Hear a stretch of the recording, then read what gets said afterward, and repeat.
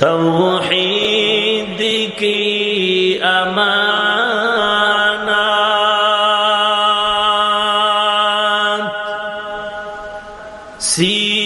सीनों में है हमारे,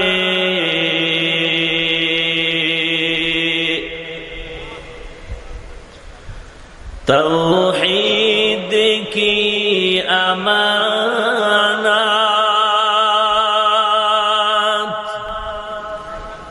सीनों में है हमारे,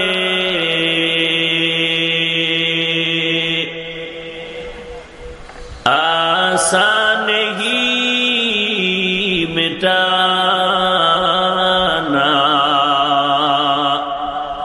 नामो निशा हमारा, आसान ही मिटाना नामो निशा हमारा। अल्लज़ी खलक़ल मौत वल हयात लियब्लुवकुम अय्युकुम अहसनु अमला वहुवल अज़ीज़ुल गफूर।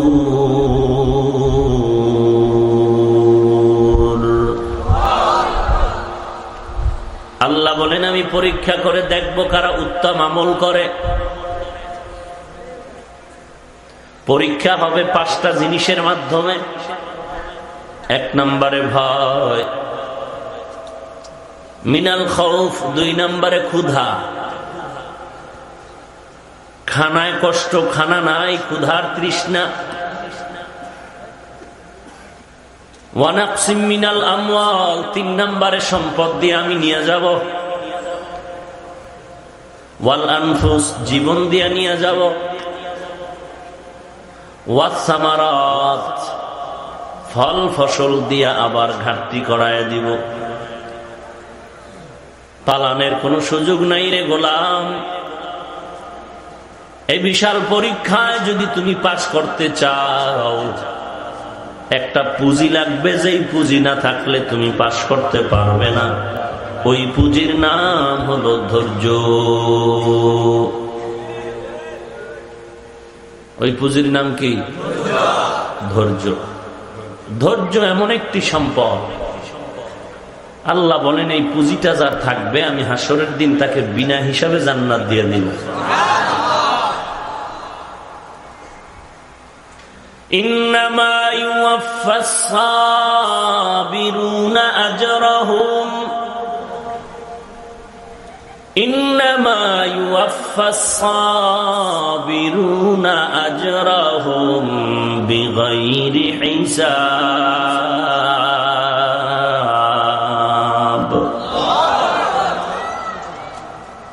হাসরের ময়দানে ধৈর্য ধারণকারীদের বলবো তোমরা বেহিসাব জান্নাতে যাও। وَلَنَبْلُوَنَّكُمْ بِشَيْءٍ مِّنَ الْخَوْفِ وَالْجُوعِ وَنَقْصٍ مِّنَ الْأَمْوَالِ وَالْأَنفُسِ وَالثَّمَرَاتِ وَبَشِّرِ الصَّابِرِينَ।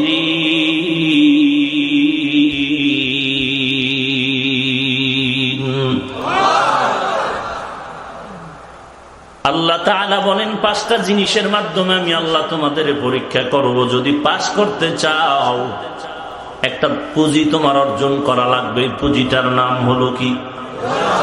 আরো জোরে বলেন। আল্লাহর নবী বলেন ক্বালান নবী সাল্লাল্লাহু আলাইহি ওয়া আলিহি ওয়াসাল্লাম মান ইউরিদিল্লাহু বিহি খায়রান ইউসিব মিন। আল্লাহ যদি কারো খায়ের চান, ভালাই চাহেন, আল্লাহ তাকে ধৈর্যের পরীক্ষা করবেন মুসিবতের মাধ্যমে।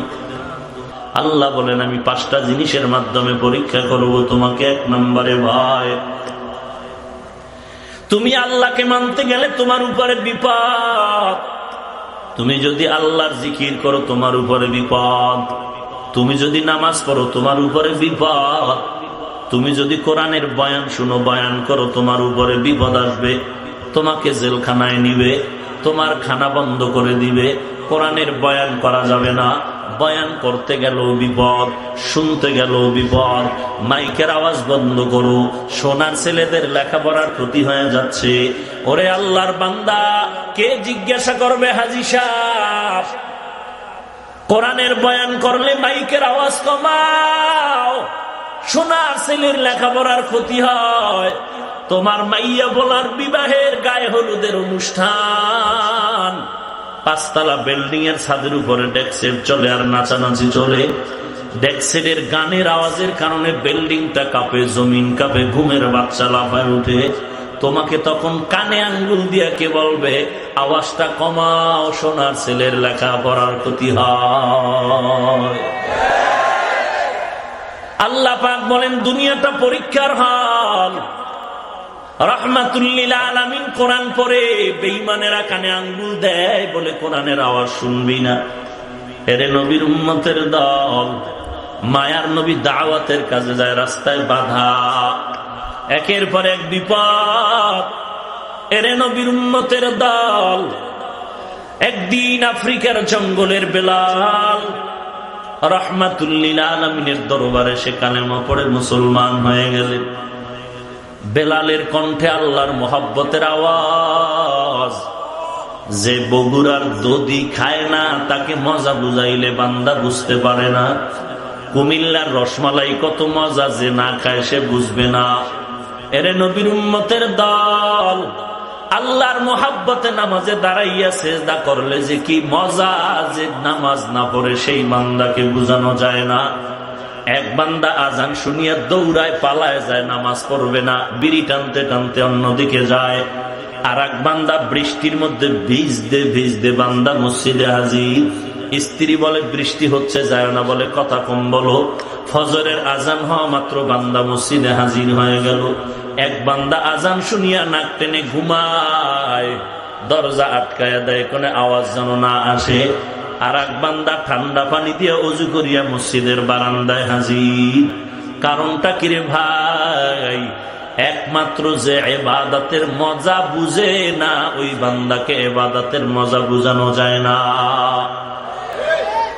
আল্লাহর নবীর সাহাবী হযরত বেলাল নবীর হাতে কালেমা পড়ে মুসলমান হয়ে গেল। এখন বেলাল বড় গরীব, বেঈমান উমাইয়ার বাড়ি বেলাল চাকরি করে, কাজের সময় কাজ করে বেলাল, অন্য টাইমে আল্লাহর মোহাব্বতের জিকির করে। একদিন উমাইয়া তাকায় দেখে বেলালের কণ্ঠে জিকিরের আওয়াজ, আহাদ আহাদ আহাদ। উমাইয়া বলে কি করো? বলে আল্লাহর স্মরণ করি। বলে আল্লাহকে? বলে তোমাকে যিনি বানাইছেন তিনি আমার আল্লাহ, তিনি আমার আল্লাহ। উমাইয়া বলে খবরদার, দ্বিতীয়বার আর আওয়াজ যেন না হয়। বেলাল বলে আমাকে ভয় দেখাইও না রে উমাইয়া, আমরা মরতেও জানি, জীবন দিয়ে আমরা আল্লাহর নবীর আদর্শ পালন করতেও শিখেছি। আমরা মরলেও কোনো টেনশন নাই, বাঁচলেও কোনো টেনশন নাই। জীবনে আসছি একবার, যাব একবার, কিন্তু কোন বেঈমানের ভয় আমরা আল্লাহকে ভুলে যাইতে রাজি নাই। এতদিন বেলাল আস্তে আস্তে আহাদ আহাদ বলতো, উমাইয়ার বাদার পরে এখন জোরে জোরে আল্লাহর জিকিরের আওয়াজ। একের পর এক বিপদ। আল্লাহ বলেন এই বিপদে যদি পাশ করতে চাও, ধৈর্য নামের পুঁজি ছাড়া পাশ করা যাবে না। ধৈর্য বড় দামি এক সম্পদ। ইয়া আইয়ুহাল্লাযীনা আমানুস্তাঈনু বিস-সাবরি ওয়াস-সালাহ ইন্নাল্লাহা মা'আস-সাবিরিন।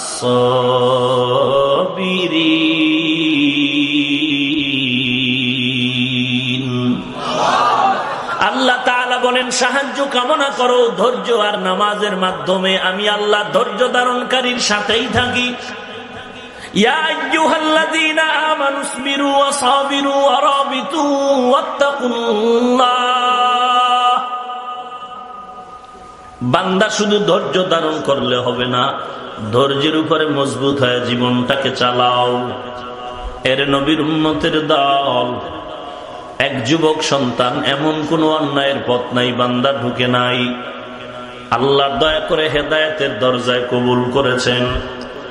যুবক এখন হেদায়েতের দরজা আসিয়া, আগে মসজিদ চিনত না, এখন নিজের ঘর চিনে না, বরং মসজিদ তার আপন হয়ে গেল।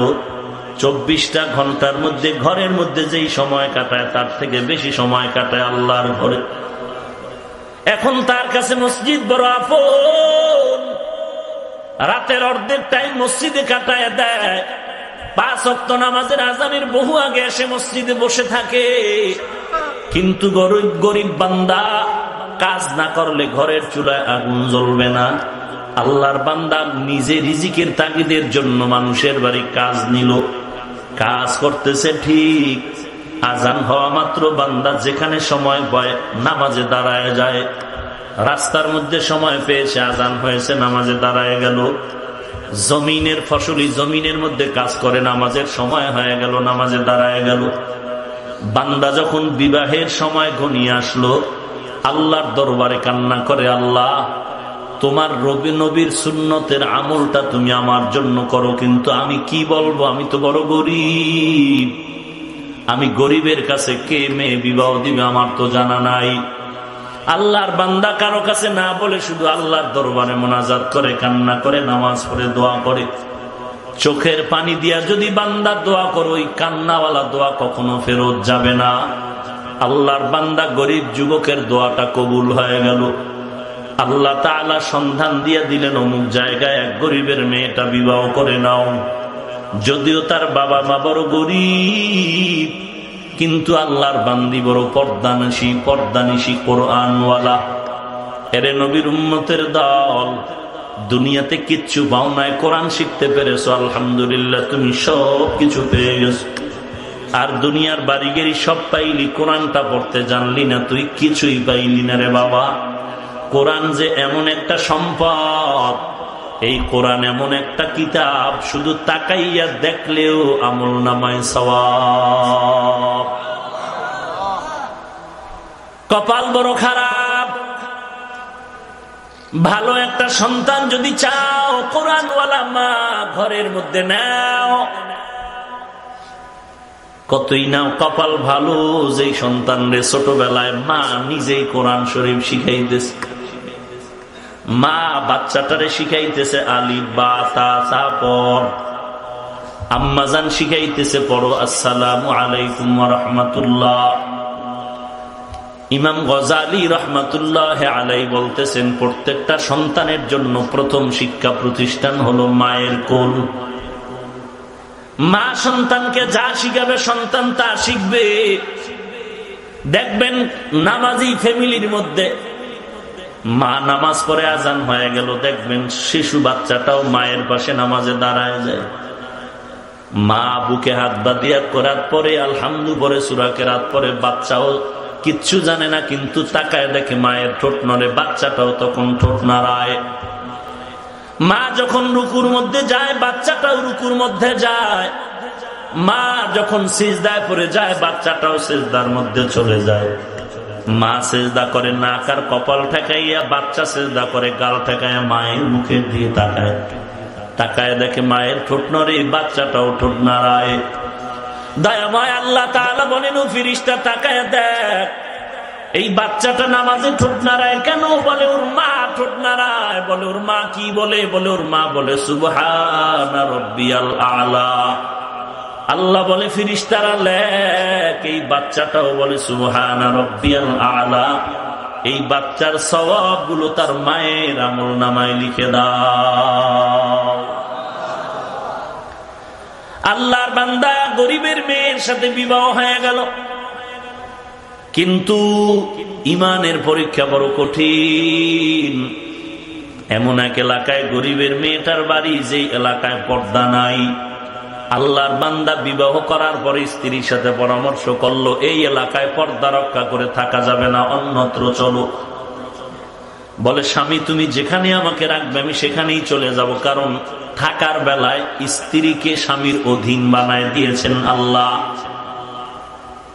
খানার বেলায় দুজনের স্বাধীনতা দিয়েছেন, থাকার বেলায় স্বাধীনতা নাই। স্বামী যেভাবে থাকবে, যেইখানে থাকবে, স্ত্রীও সেখানে থাকতে হবে।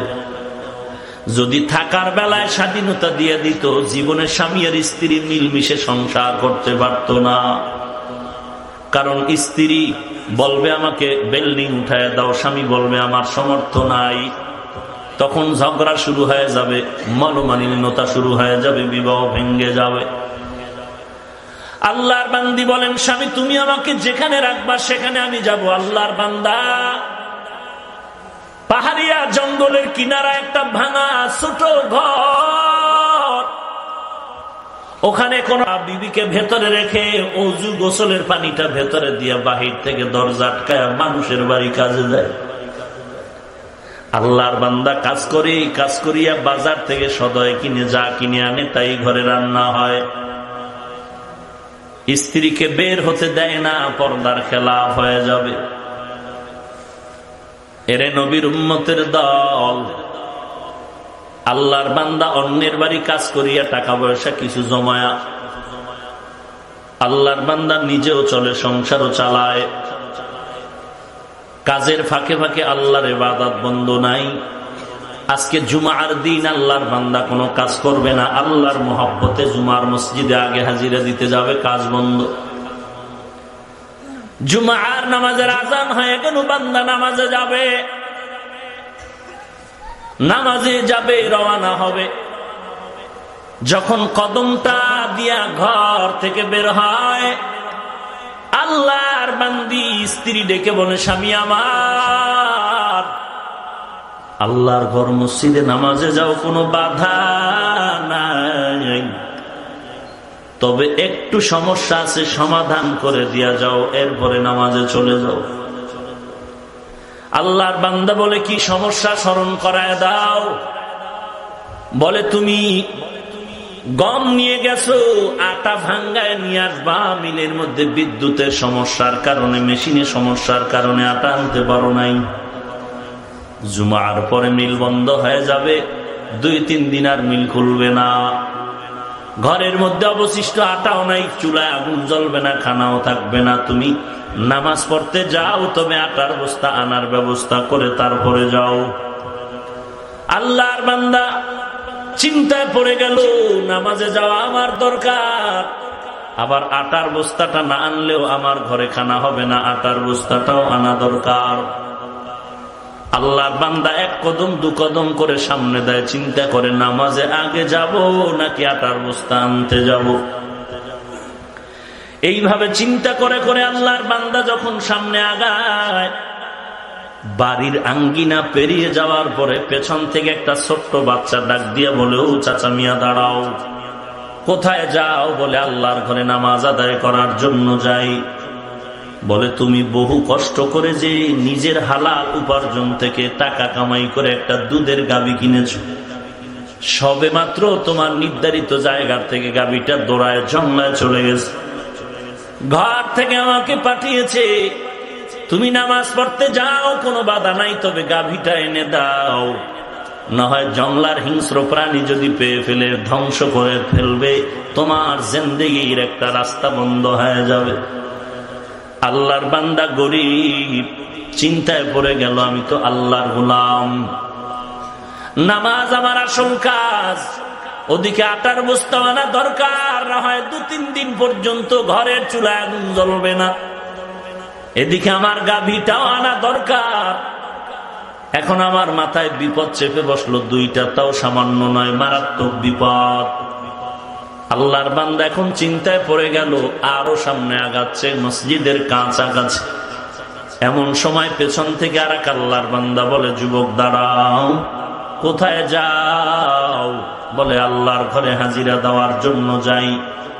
বলে, তুমি হালাল উপার্জনের টাকা দিয়ে কিছু জমিন কিনেছো, তোমার আমার জমিনটা একেবারে পাশাপাশি লাগানো আছে, বৃষ্টি নাই, জমিনি ফসলে পানি নাই, মেশিনওয়ালার সিরিয়াল নাই, ভাগ্যের চাকা ঘুরে গেছে। আজকে আমি অল্প টাইমের জন্য মেশিনওয়ালাকে পেয়েছি, মেশিনওয়ালা অল্প টাইম আমার জমিনের মধ্যে পানি দিচ্ছে, তুমি এই মুহূর্তে যদি গিয়ে মেশিনওয়ালাকে খবর দাও, তোমার জমিন পাশে আমার তার সাথে লাগানো, সে পানি দিতে পারবে।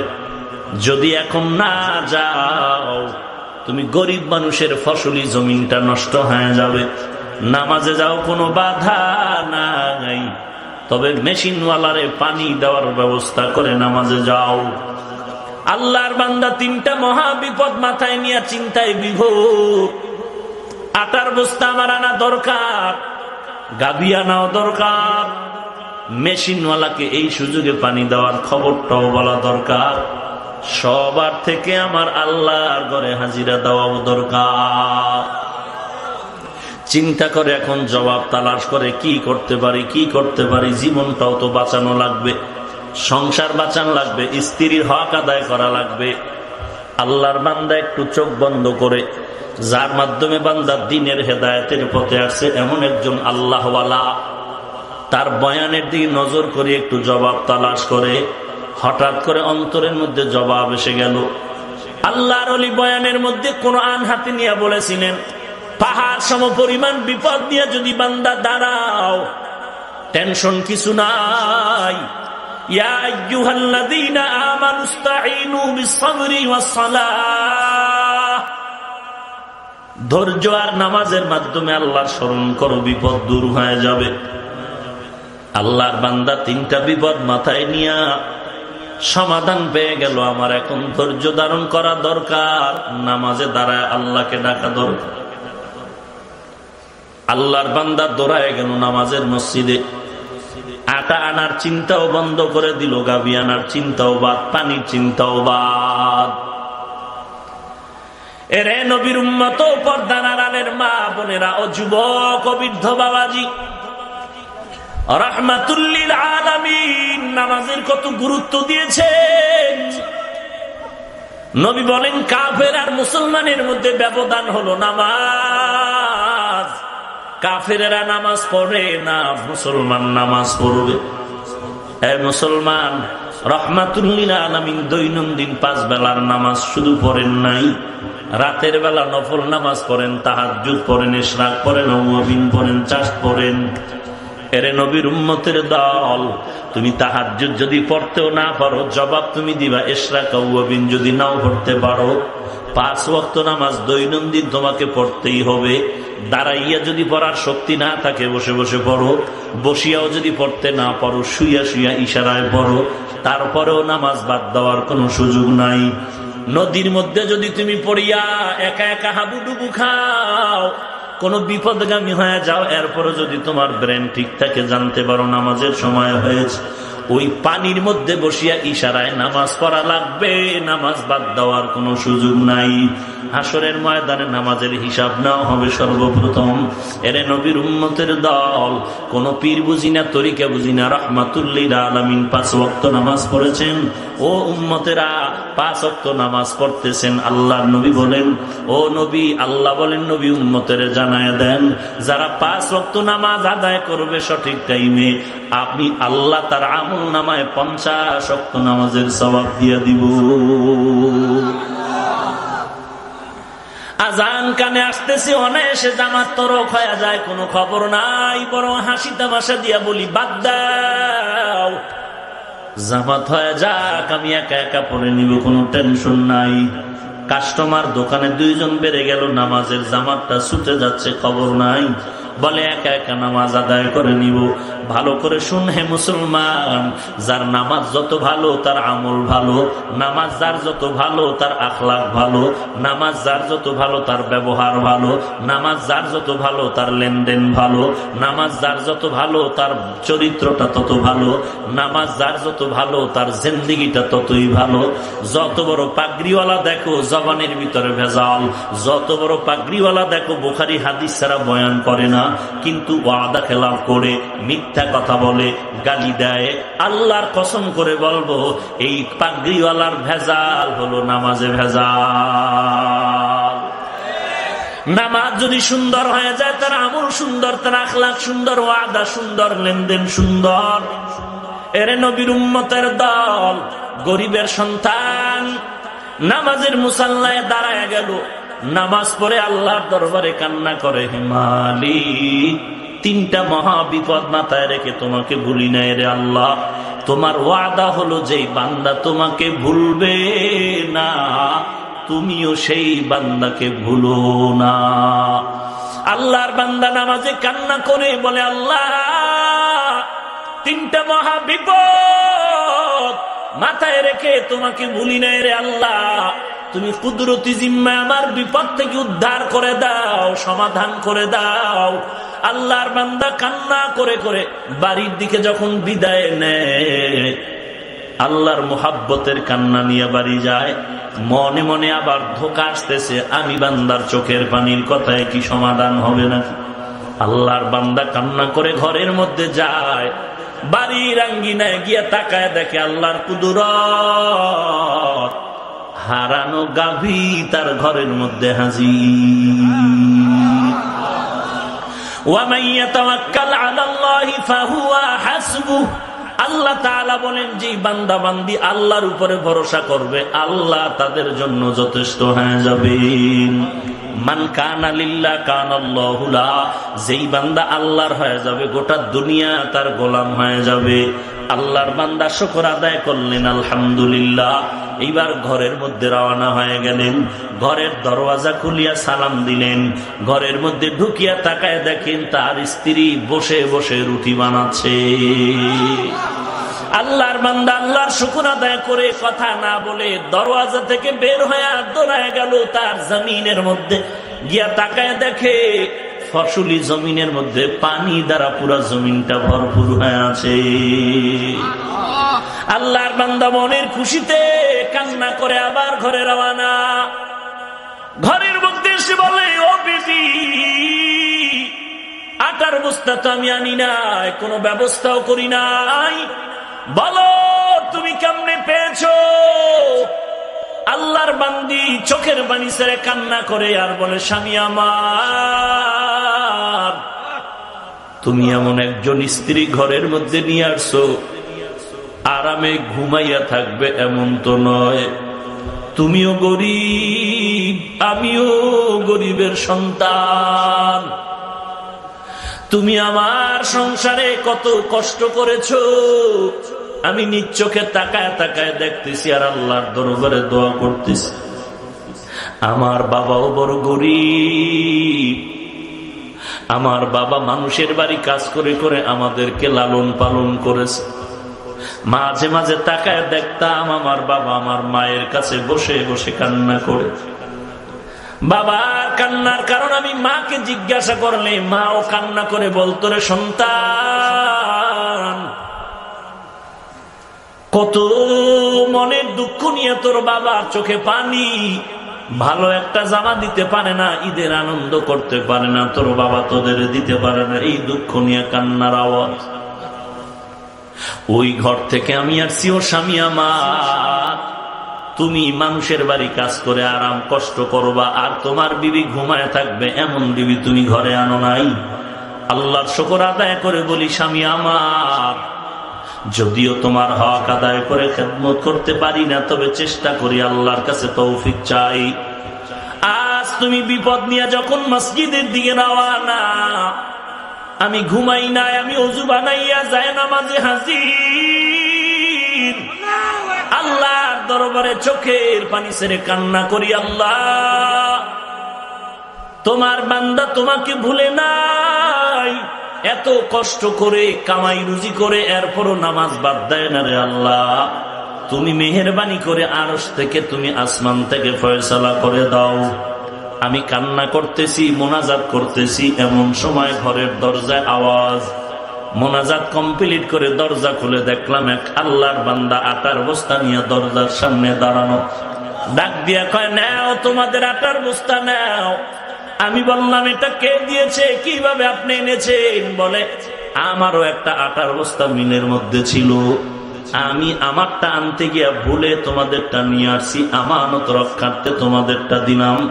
এখন আমি চলে যাই আমার বস্তাটা নিয়ে আসার জন্য। আমি আল্লাহর শুকর আদায় করলাম, তা তো আল্লাহর কুদরত ছাড়া কিছুই না। এ বিবি, ঘরের মধ্যে হারানো গাভীটা কেমনে পেয়েছো? আল্লাহর বান্দি বলে, স্বামী আমি জানি না, তবে হঠাৎ করে আমি জানালা দিয়া তাকায় দেখলাম আমাদের গাভীটাকে একটা জংলার বাঘ ধাওয়া করতেছিল, দৌড়াচ্ছিল। আমি ভাবতেছিলাম আমাদের গাভীর উপরে বাঘ বোধহয় আক্রমণ করবে, কিন্তু আমাদের গাভীটা যখন নির্ধারিত ঘরের মধ্যে ঢুকে গেল, বাঘ তার লেজ গুটাইয়া জংলায় চলে গেল। আমি তখন আল্লাহর শুকর আদায় করে বললাম, আল্লাহ, এই বাঘ আমার গাবি খাওয়ার জন্য আসে নাই, আল্লাহ তুমি কুদরতি ভাবে হয়তো গাবিটা আমার ঘরে পৌঁছায় দেওয়ার জন্য বাঘকে পাঠিয়েছো। আল্লাহর বান্দা বলে, জমিনের মধ্যে পানি আসলো কিভাবে? বলে, তা জানি না, দৌড়ায় গেল। মেশিনওয়ালাকে তালাশ করে করে বলে, ভাই, আমার জমিনের মধ্যে পানি কে দিল, কে বলল? বলে, আমি তোমার পাশের জমিনটার মধ্যে আমি পানির পাইপ লাগায় ঘুমিয়েছিলাম, ওই জমিনের পানি পরিয়া শেষ হওয়ার পর অবশিষ্ট পানি তোমার জমিনটারে ভরপুর করে দিয়েছে।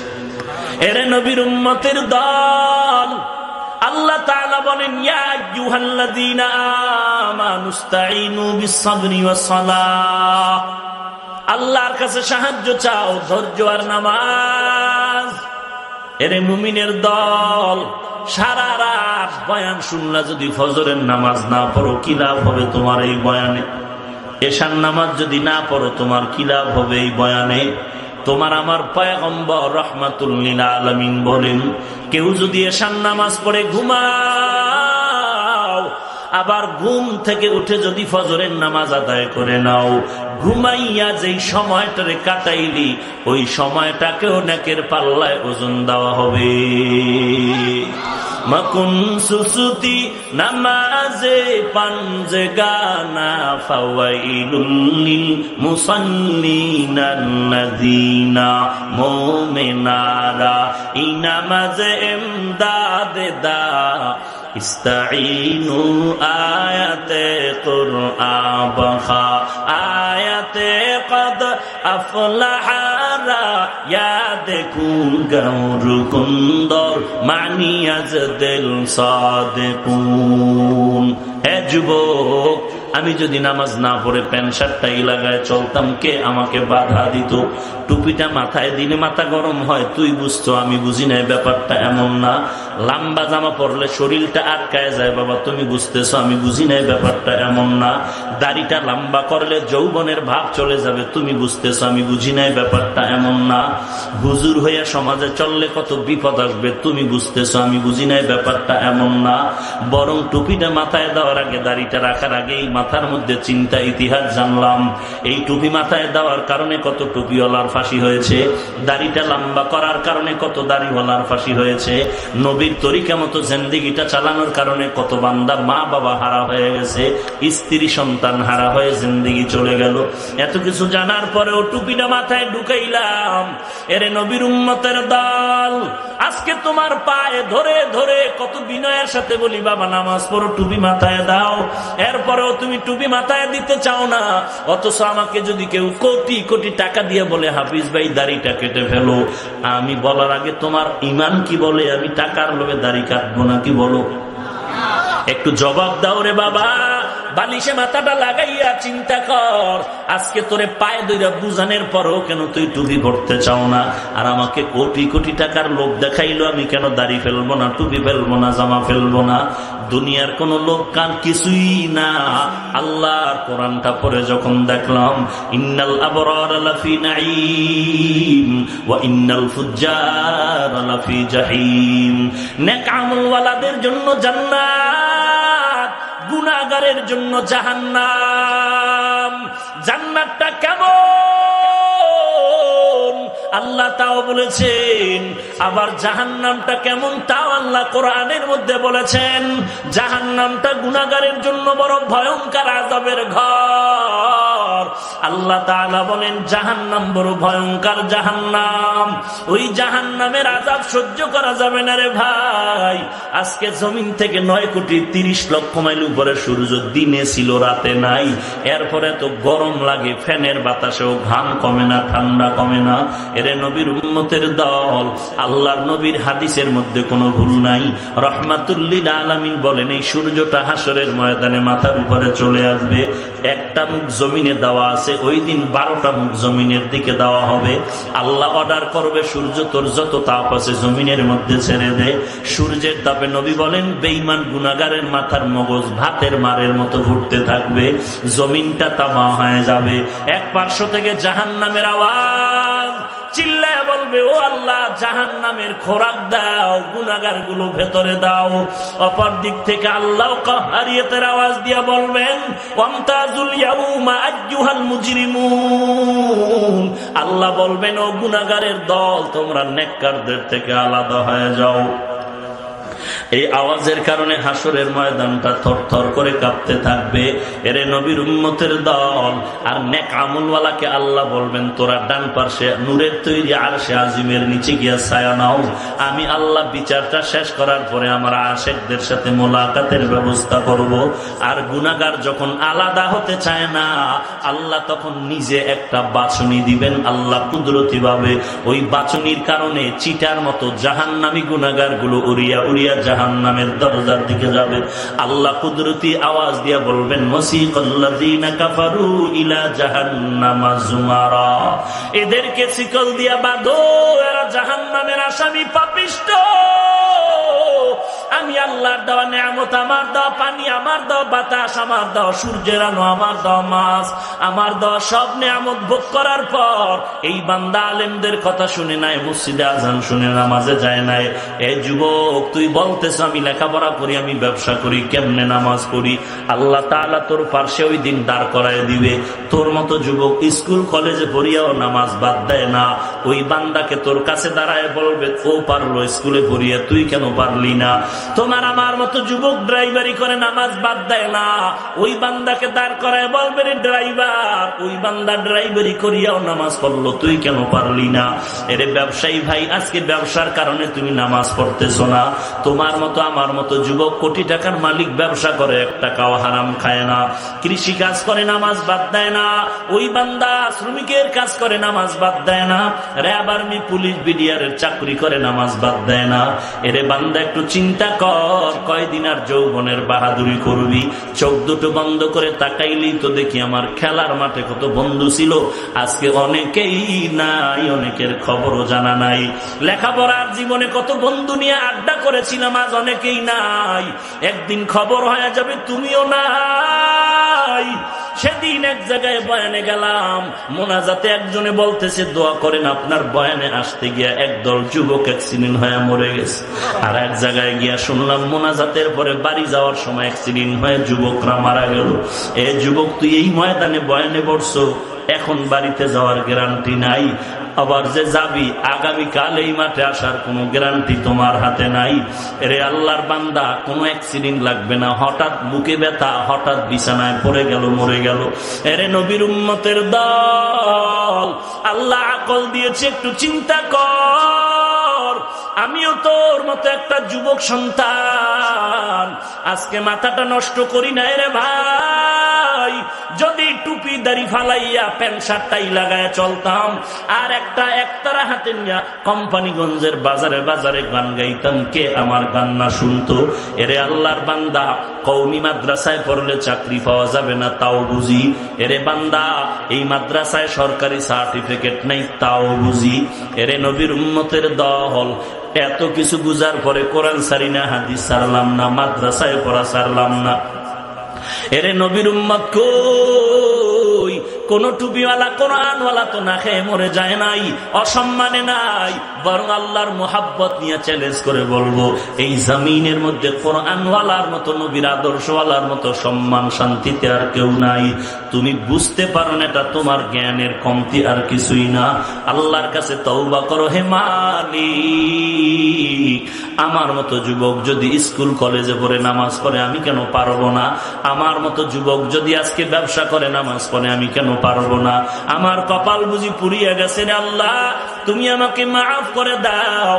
আজকে থেকে তওবা করলাম, আর নামাজ ছাড়বো না, বেপরদায় চলবো না, মা বাবাকে কষ্ট দিব না, আর কোনোদিন আলেম ওলামাদের বিরোধিতা করবো না, সহিভাবে আল্লাহর কোরআন শিখবো, পড়বো, 5 ওয়াক্ত নামাজ আদায় করবো, নবীজির সুন্নতের আমলটাকে গলার মালা বানায় চলবো। আল্লাহর বান্দা, মুনাফিকি যদি না থাকে, গলায় ছুরি আসবে, মরে যাব, নবীর তরিকা বাদ দিব না। তওবা করার যদি খাঁটি নিয়ত হয়, খাঁটি তওবার নিয়তে দুটো হাত আল্লাহকে দেখায় দাও। আয় আল্লাহ, সবার হাত আপনি কবুল করে নেন, ধৈর্য ধারণকারীদের মধ্যে কবুল করে নেন। আমরা তওবার নিয়তে হাত তুলেছি, তওবা কবুল করে নেন। আয় আল্লাহ, নবীর আদর্শওয়ালা জিন্দেগি দান করেন, 5 ওয়াক্ত নামাজি বানায় দেন, আমাদের তওবার উপরে মজবুত হয়ে চলার তৌফিক দান করেন। আমিন। আলহামদুলিল্লাহি রাব্বিল আলামিন, ওয়াসসালাতু ওয়াসসালামু আলা সাইয়্যিদিল আমবিয়াই ওয়াল মুরসালিন ওয়া আলা আলিহি ওয়া আসহাবিহি আজমাইন। ইয়া আরহামার রাহিমিন, ইয়া আরহামার রাহিমিন, ইয়া আরহামার রাহিমিন। রব্বিরহামহুমা কামা রাব্বায়ানি সগীরা।